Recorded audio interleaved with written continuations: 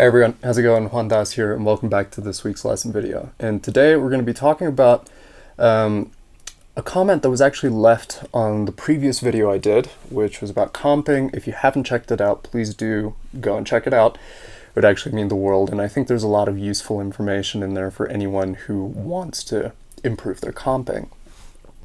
But the specific comment that was left on the video was a great topic to tackle, and it's how to build these open voicings or open structures that I seem to use a fair bit and are great for solo guitar playing, or if you're playing in a trio and you really need to flesh out the sound, or if you're playing in a duo setting and you need to cover a lot of harmonic range, or if you just want to create a lush texture. And in thinking about how I actually come across some of these voicings, some of them are really inspired by a couple of simple concepts.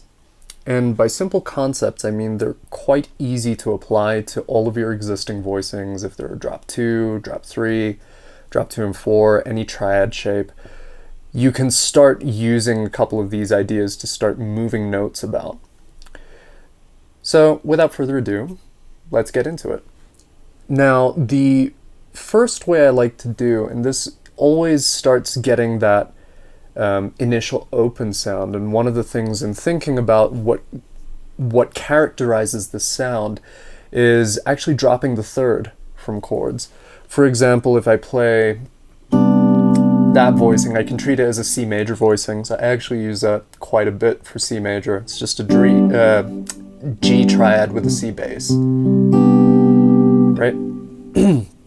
So G triad with a C bass, it gives me that C major sound, but it also gives me an extension on top. But the easy way to get to this is visualizing it as if it came from that C major 7 voicing. And all I did was move this E down to a D. And I covered this in one of my very first lessons on the channel, which is tension substitution, and rather kind of an extension on traditional tension substitution concepts.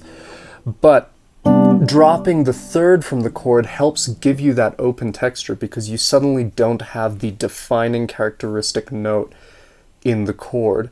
Remember, the secret, and this is a great way of getting around tunes as well and learning how to improvise, a great way of denoting the tonality is to hit the third. So if you want a more open, more ambiguous, more lush voicing, sometimes dropping the third is a great way of doing that. Now bear in mind, this isn't just limited to particular chord voicings. It might affect how I play with a band. So for example, if I hear a bass player, I'm just going to simulate a low C. I wish I had a 7 string or an 8, but you know, if I have that, I'm going to get the freeze going. I was going to say zoom, but that's what I'm using to record. So I've got this low C. I might use a G triad or 2 notes from a G triad, right? If the bass player is playing that sound, or even.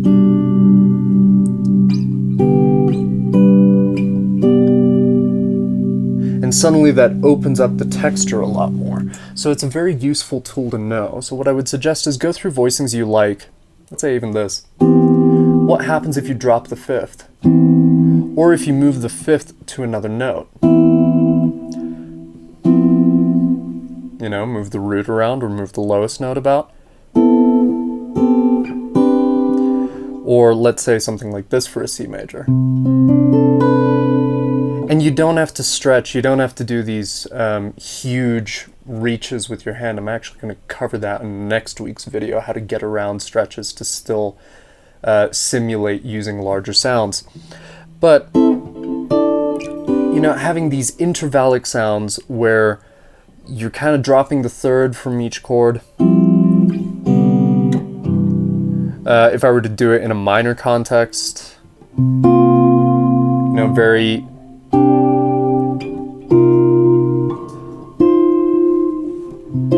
ambiguous chord voicings, they help to not have to identify the sound in such a very clear manner.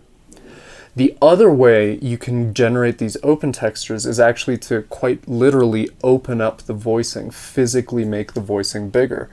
So this is great for your closed triads, and it's how you eventually get to spread triads.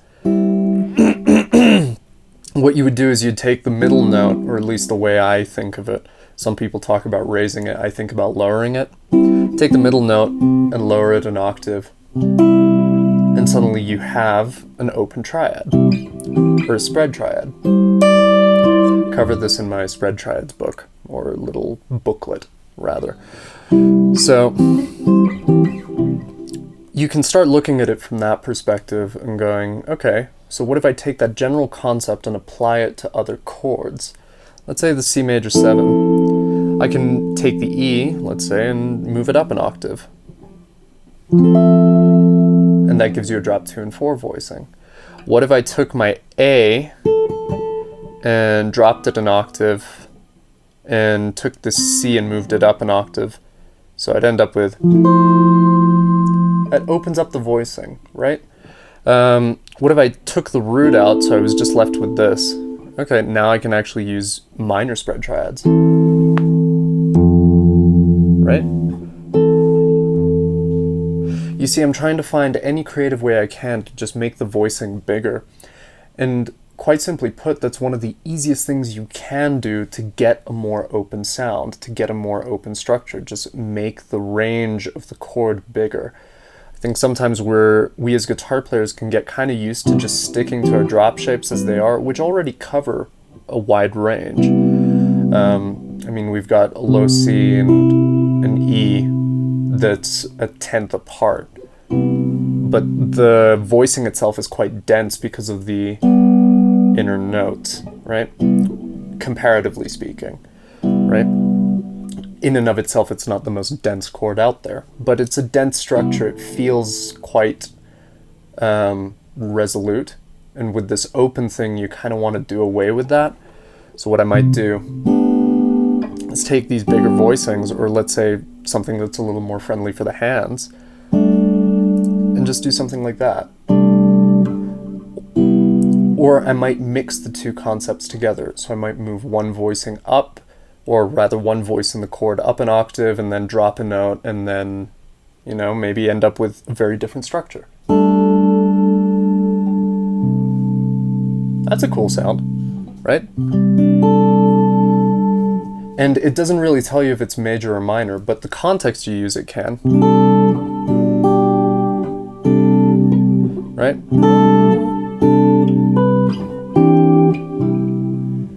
And then you end up with a really cool sounding chord. So what I would, or rather, that's what I did. Another thing I would like to mention, and this kind of helps, fifths and fourths, if you're going to build voicings from scratch, you know, with intervallic textures, that is another great way of opening up the chord. As it is, fifths and fourths are quite ambiguous, but I've found they really add a nice lush pad-like texture to any chord you're working with. So much so that sometimes I'll really only use low fifths. You know? Like I can use that. Or I might mix intervals together, so I've got a voicing that's like a second and then a fifth, right? I think I covered that in another video, I can't quite remember. Right? So I've got a second and then a fourth, or a second and then a fifth. So this lesson's really just about, okay, we've got an existing chord vocabulary, you know, our usual stuff. How can we expand beyond that? First things first, try drop the third from your chord. It makes the chord less obvious, so to speak, and less direct. Then try open up the chord, move the voices about, within reason for your hands. Third, you can try create chords out of an intervallic structure, not necessarily following the tertiary dynamic or the movement in thirds that is so common and that we're usually used to, but you can say, okay, maybe I'm going to build a voicing that's a fourth and then a fifth, or a fourth and then a second, or a second and then a fifth, trying to avoid the tertiary relationship. So I hope this lesson was helpful for you all, and I will see you in next week's video. Take care, guys.